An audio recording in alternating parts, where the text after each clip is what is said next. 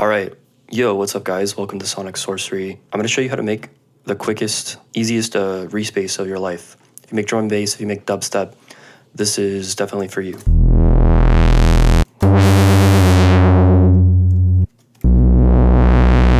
Reese bass, super simple. It's pretty iconic and pretty useful in a lot of situations. So let's just jump right into it. So you're gonna grab Serum, whatever synth you want. You can do this in anything. You're gonna take two saw waves. The default is literally fine.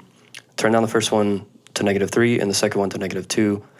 I like this first one to be at max volume, and we're gonna turn the second one up kind of as we go to taste, and I'll explain why. Then we're gonna get a distortion. You can use any distortion. I think that the tube sounds the best. We might play with some of the other ones later. So right now it's gonna sound like this. Nothing too crazy. It's literally just a saw wave. I'm gonna assign macro 1 to the fine tune of this. I'm gonna drag it on, and I'm gonna press Option Shift click on this blue dot to make it unipolar, and then we're gonna turn it down to -50. We're gonna do the same on the other one, except this one we're gonna press Option Shift click on the dot, and we're gonna leave this going the other direction. So this one's tuning up and this one's tuning down. We're gonna set them both to 50%. And basically what this is gonna do is it's going to slightly detune them so they're not playing the same exact pitch, they're playing slightly different pitches. And when we run it all through the distortion, it's going to create this reesing effect or beating effect because the waves are going in and out of phase. So right now, it's basically nothing. And as I turn this one up, you'll hear nothing's happening yet, right? Because we haven't changed macro. But as I start to detune,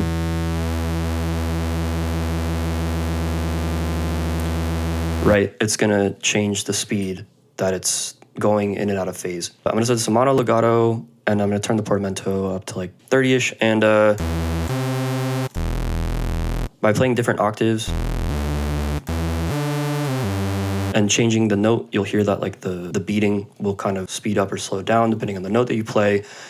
And then I can also automate the macro to have control over the speed. So this is my favorite way to do it because when I'm putting this into a track, I can control the rate it's going, and then I just can do it by ear to, if I want to do triplets or, even just go off grid. It doesn't matter. You can just kind of use your ear and you can play it very expressively, and you can play,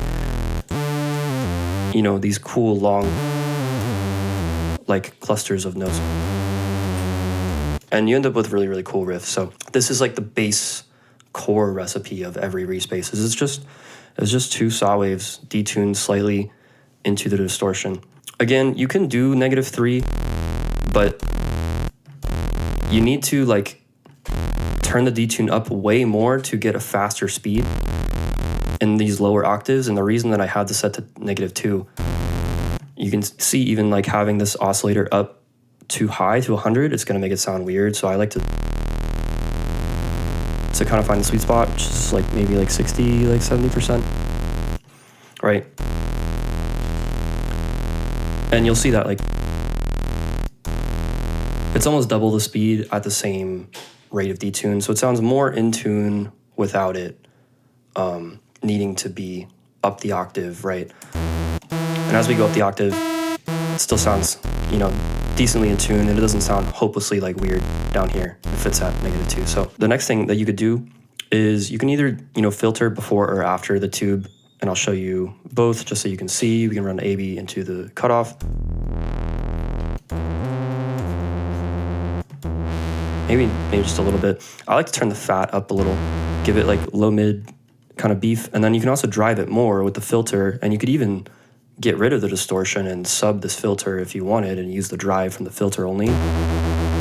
It is going to make it a bit beefier, and the more that you add staged distortion, whether it's from the filter or you add you could even stack multiple distortions and try different combinations and just get slightly different, tones every time that you make this. But having more drive is going to kind of exaggerate the phasing. You can hear that it doesn't even need the tube at that point because it's just the drive from the filters doing all the work.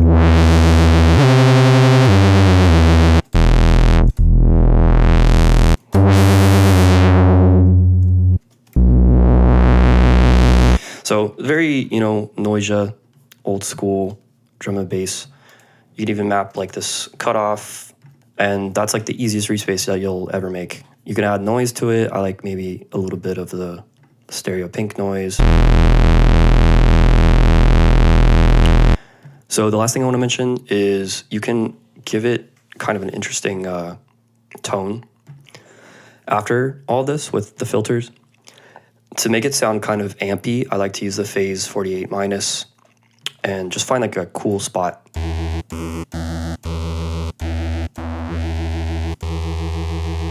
And then drive it some more. And then turn the mix like way down, maybe like 50%.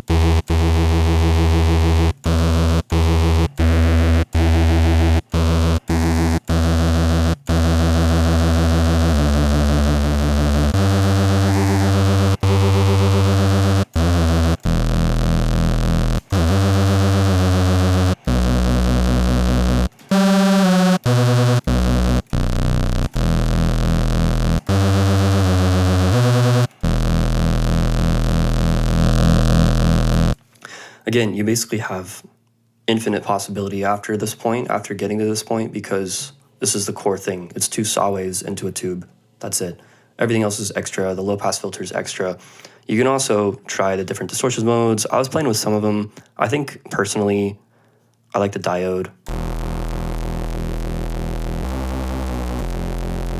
It's a little weird, a little crunchy. You can play with like Sign Shaper, give you cool stuff. All of them will really give you cool things. You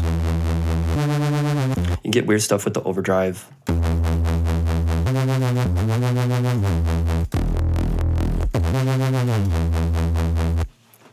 So that's it. That's the most basic respace you can make. I hope this was helpful. If you have questions, please ask them in the comments. Let me know in the comments what other sounds you'd be interested in seeing how to make. Yeah, happy sound wizarding. If you need one-on-one help with your music, there's a link for that in the description.